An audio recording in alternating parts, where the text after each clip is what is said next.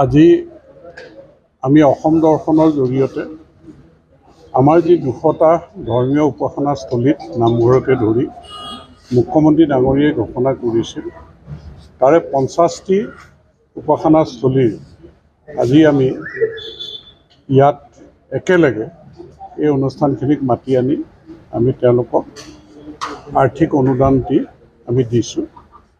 এই অনুদান ৩ লাখ টকা, তাৰে প্ৰথম কিস্তিত আমাৰ ১.৫ লাখ টকা আৰু যিটো খুব কম টেক্স এটা কাটে সেইটো কাটি পেলাই আমি তেওঁলোকক আৰ্থিক অনুদানটো আগবঢ়াইছোঁ আৰু এই ১.৫ লাখ টকাৰ UC দিয়াৰ লগে লগে তেওঁলোকে পিছৰ ১.৫ লাখ টকাটো লাভ কৰিব।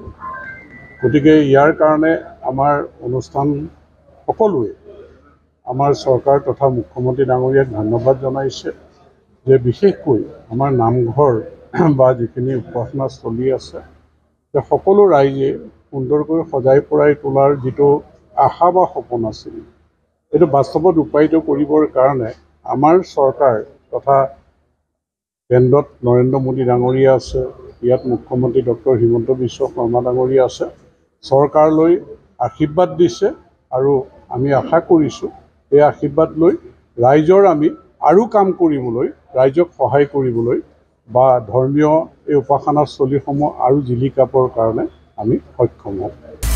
আপুনি বিচৰা বাতৰি পাব কেৱল নিউজ 18 এপত। নিউজ 18 এপ ডাউনলোড কৰিবলৈ স্কেন কৰক এই QR কোড।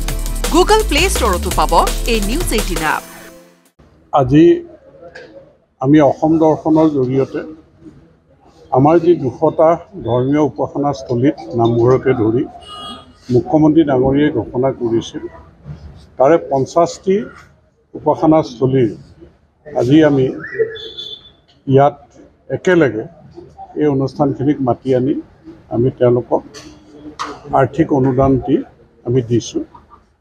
এই অনুদান ৩ লাখ টকা, তাৰে প্ৰথম কিস্তিত আমাৰ ১.৫ লাখ টকা আৰু যিটো খুব কম টেক্স এটা কাটে সেইটো কাটি পেলাই আমি তেওঁলোকক আৰ্থিক অনুদানটো আগবঢ়াইছোঁ আৰু এই ১.৫ লাখ টকাৰ UC দিয়াৰ লগে লগে তেওঁলোকে পিছৰ ১.৫ লাখ টকাটো লাভ কৰিব।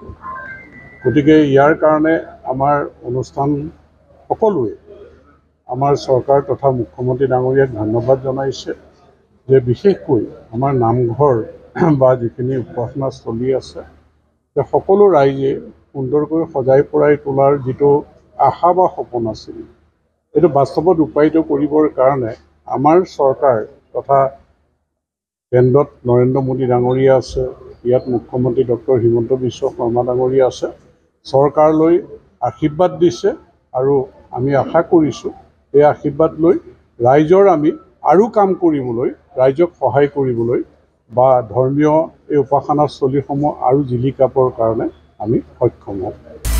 আপুনি বিচৰা বাতৰি পাব কেৱল নিউজ 18 এপত।